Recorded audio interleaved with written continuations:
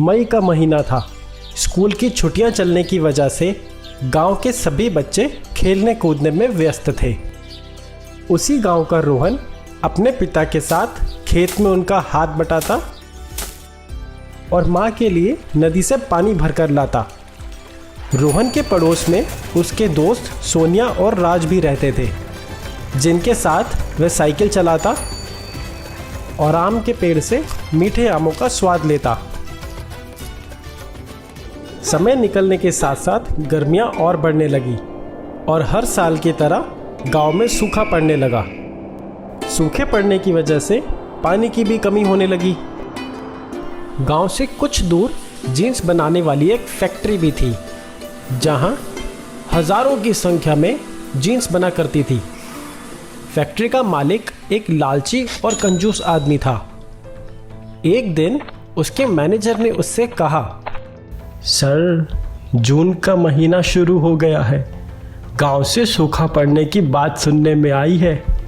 हमारे काम में तो पानी की बहुत ज़रूरत है। मैं बोल रहा था, सूखा बढ़ने से पहले क्यों ना जल्द ही कोई रास्ता खोजा जाए।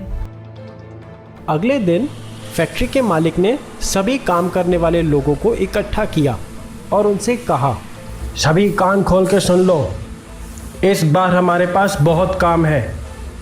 कोई भी काम से छुट्टी नहीं लेगा और अगर किसी ने ऐसा किया तो उसकी 1 हफ्ते की तनख्वाह काट ली जाएगी।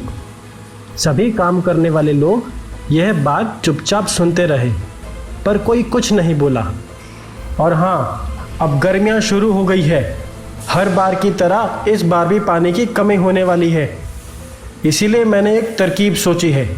अगर नदी के पानी में जीन्स को डालकर उसे धोया जाए तो पानी के तेज बहाव से कपड़ा जल्दी साफ होगा और तुम लोग दिन में ज़्यादा से ज़्यादा माल बना पाओगे, जिससे अधिक माल बनेगा और मुझे ज़्यादा मुनाफा होगा।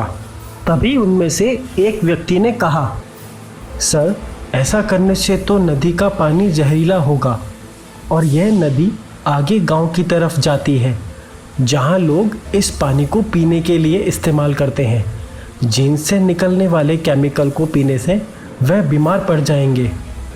तुम गांव वालों की चिंता करना बंद करो। मुझे इन सब से कोई फ़र्क नहीं पड़ता। तुम अपने काम से काम रखो, नहीं तो दूसरी नौकरी ढूंढ लो। याद रखो, मैं ही तुम्हारा बॉस हूँ। मेरी वजह से ही तुम लोगों के घर में खाना आता है, इसीलिए जो मैं कहूँ वही तुम्हें मानना होगा।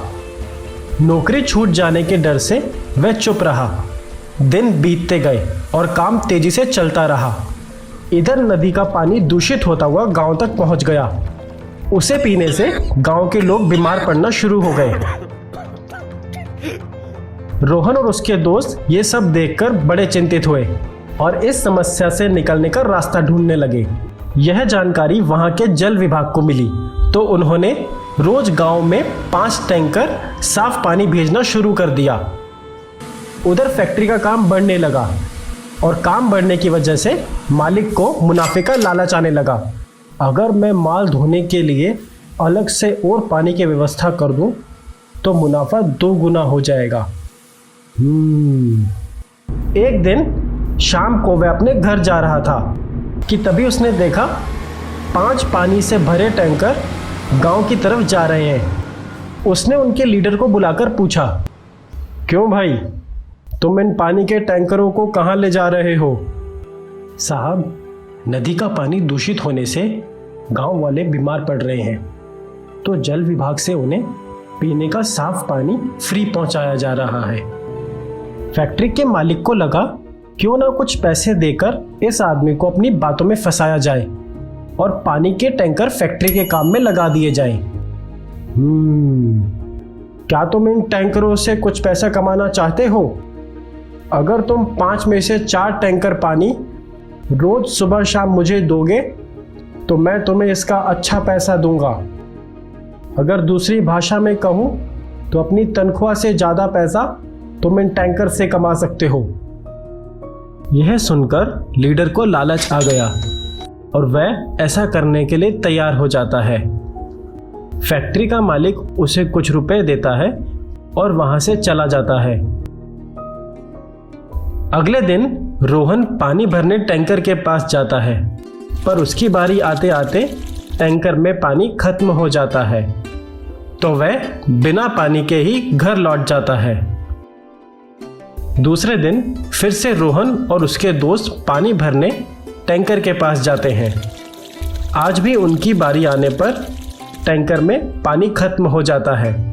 ऐसा होने पर रोहन और उसके दोस्त टैंकर ड्राइवर से पूछते हैं, पहले तो रोज 5 टैंकर पानी आता था, पिछले 2 दिन से तो केवल 1 ही टैंकर आ रहा है।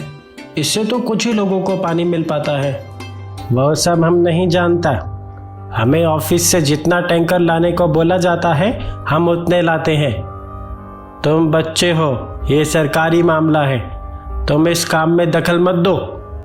ड्राइवर के इस बर्ताव से गांव वाले और रोहन के दोस्तों को बिल्कुल अच्छा नहीं लगा, पर रोहन समझ जाता है कि दाल में जरूर कुछ तो काला है। उसी रात रोहन और उसके दोस्त इस समस्या को सुलझाने की एक योजना बनाते हैं। सुबह होते ही तीनों अपनी साइकिल लेकर गांव से बाहर बने जल विभाग के ऑफिस पहुंच जाते हैं। वहां छुपकर पानी के टैंकर के बारे में जानकारी लेते हैं। दोस्तों, आज ये साफ हो जाएगा कि आखिर यहाँ चल क्या रहा है, क्यों अचानक जल विभाग हमें 5 की जगह 1 टैंकर पानी भेज रहा है। चाहे कितना भी समय लग जाए रोहन, पर आज हम ये पता लगा कर ही रहेंगे। थोड़ी देर में वो सब देखते हैं कि जल विभाग से 5 टैंकर पानी गांव के लिए रवाना हो रहे हैं। यह देख तीनों को बड़ा आश्चर्य हुआ और वह उनका पीछा करने लगे। कुछ दूर पीछा करने पर वह देखते हैं कि गांव जाने वाली सड़क पर केवल 1 ही टैंकर जा रहा है, बाकी 4 टैंकर जंगल के रास्ते निकल पड़े हैं। रोहन और उसके दोस्त लगातार उनका पीछा करते हैं। कुछ दूर पीछा करने के बाद उन्हें पता चला कि वो सभी टैंकर तो जीन्स बनाने वाली फैक्ट्री के अंदर जा रहे हैं और गेट पर खड़ा सिक्योरिटी गार्ड एक एक कर उन सभी पानी के टैंकरों की रजिस्टर में एंट्री कर रहा है। तीनों मौका पाकर फैक्ट्री में घुस जाते हैं। अंदर जाकर वो वहां का नजारा देखकर दंग रह जाते हैं। हर तरफ पानी की बर्बादी हो रही थी। चारों टैंकर भी एक बड़े से कुंड में पानी डाल रहे थे। ऊपर तारों पर बहुत सी जीन्स सूख रही थी। टैंकर के साथ खड़ा लीडर मालिक से कुछ रुपए ले रहा था। यह सब देख रोहन और उसके दोस्तों को सारा किस्सा समझ आ गया कि किस तरह यहाँ से नदी के साफ पानी को दूषित किया जा रहा है और जल विभाग से गांव वालों को मिलने वाले पानी की भी चोरी की जा रही है। घर आकर रोहन और उसके दोस्तों ने मिलकर जल विभाग के प्रमुख को एक पत्र लिखकर पानी के चोरी होने की सारी जानकारी दी। अगले ही दिन जल विभाग के अधिकारी को उनकी चिट्ठी मिलती है। अधिकारी चिट्ठी पढ़ते ही आग बबूला हो जाता है और तुरंत एक टीम बनाकर उस फैक्ट्री पर कार्यवाही करने और साथ ही टैंकर लीडर को नौकरी से सस्पेंड करने का आदेश देता है। जल विभाग के अधिकारी पुलिस टीम के साथ फैक्ट्री के लिए निकल जाते हैं और वहां पहुंचकर सभी को हिरासत में ले लेते हैं। पुलिस सबूत के तौर पर उस रजिस्टर को भी जब्त कर लेती है जिसमें सिक्योरिटी गार्ड रोज पानी के टैंकरों की एंट्री किया करता था।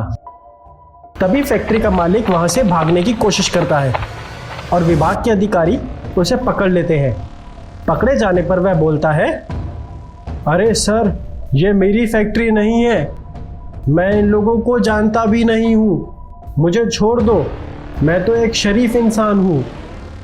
विभाग के अधिकारी उसे पकड़कर पुलिस के हवाले कर देते हैं। फैक्ट्री का मालिक जल विभाग के अधिकारी और पुलिस वालों को रिश्वत देने की कोशिश करता है।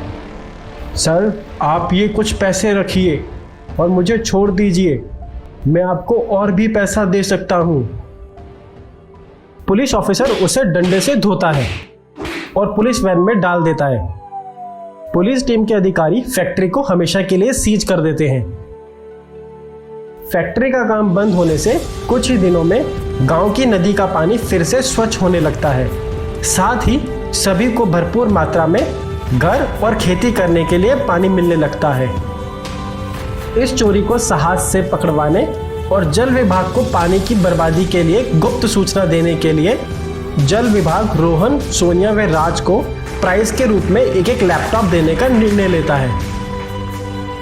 तो देखा आपने, रोहन और उसके दोस्तों ने मिलकर बहादुरी और निडरता से जो कार्य किया, उससे उनका गांव एक बार फिर से हरा भरा होने लगा। हमारी पृथ्वी का 71% हिस्सा पानी है, लेकिन क्या आप जानते हैं उसमें से केवल 1.2% ही पानी पीने योग्य है। इसीलिए हमें पानी की एक भी बूंद खराब नहीं करनी चाहिए।